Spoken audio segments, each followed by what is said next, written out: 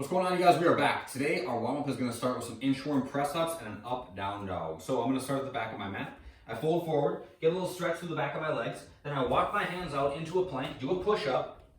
Then I go to up dog, hang out for just a second, and then I go to down dog. Okay? Then I walk my hands back, stand back up, and repeat. Fold forward, walk your hands out, push up dog, down dog, back and forth. Between those, we got 5 reps of them. After that, we're doing 5 roll to stand. So kind of born from an exaggerated hollow rock, I lay on my back, I point my toes, lock my knees, I'm rocking forwards and back. As I get more comfortable, I plant my feet, throw my upper body between my knees, and then stand up. Okay, so you want to get some momentum going forward. That will help. Try to get your shoulders between your knees. That's what's going to need to happen. You're going to need to get your center of gravity between above your feet. So you got to get that upper body to go forward. All right, one more time. I sit down, I rock back, I rock forward, throw my arms, throw my upper body forward, try to get my upper body on top of those feet. After that, forward lunge steps, pretty standard. Tap your back knee, stand back up, switch sides, you know them, you love them. Russian twists, after that we sit on our butt, hands come together, touch the ground to your left, and then your right, back and forth, like so. Feet stay up off the ground for those.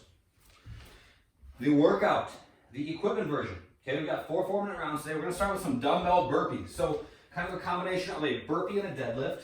All right, I got my dumbbells here. I'm gonna put them at about shoulder width on my mat. I'm just gonna burpee to the ground with my hands on the bells, so chest goes to the ground.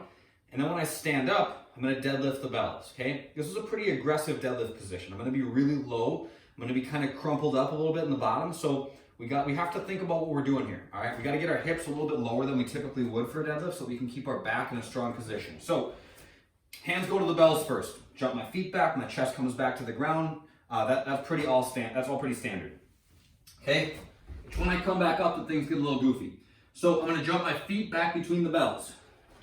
Here. Now a typical deadlift, my hips might be a little bit higher in the air. Because it's kind of a goofy position, my feet are pretty narrow, my hands are pretty narrow, the weight's way low to the ground. I'm gonna drop my hips a little bit lower so my back angle is a little bit more vertical, and I know that my back is as straight as I can get it. Okay, so then I jump my feet back, I'm here, my heels are still on the ground, and then I stand up. Set the dumbbells back down using my deadlift. Jump my feet back.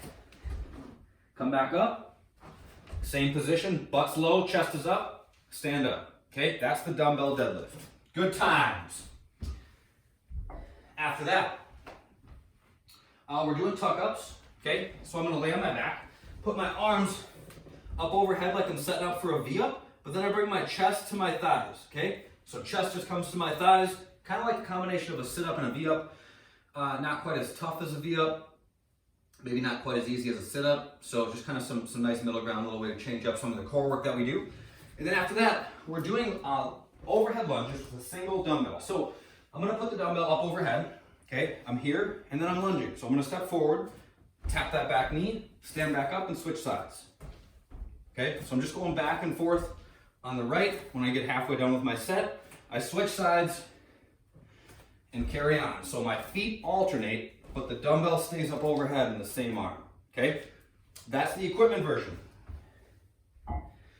Body weight's gonna be kind of similar. We're doing strict burpees. So you're gonna, with a traditional burpee, we just kind of snake to the ground, right?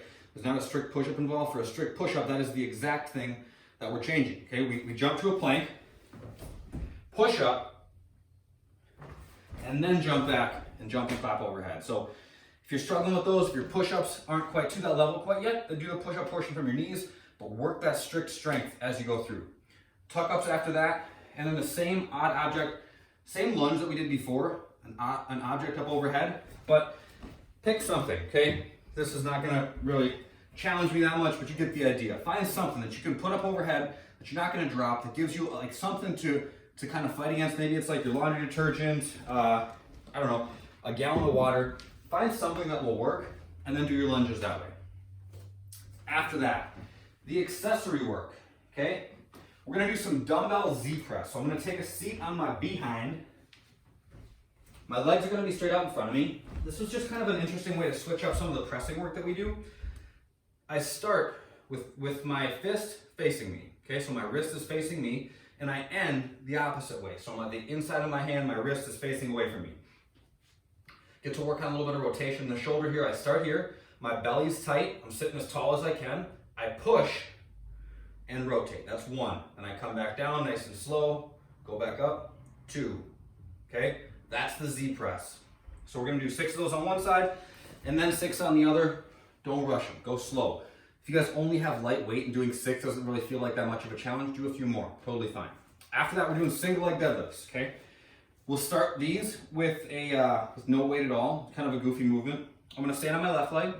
My right leg is gonna lift up as I fold forward. So I fold, I'm keeping my right knee locked, slowly, slowly, slowly, fold until I'm at about mid-shin, and then I stand back up. That will be 1. Switch sides, lock the lifting leg, fold, fold, fold, get down to about mid-shin, and then stand back up. You guys can hold 1 dumbbell, you can hold 2 dumbbells, whatever works best for you, but find some challenge and go slow, not one that you want to rush.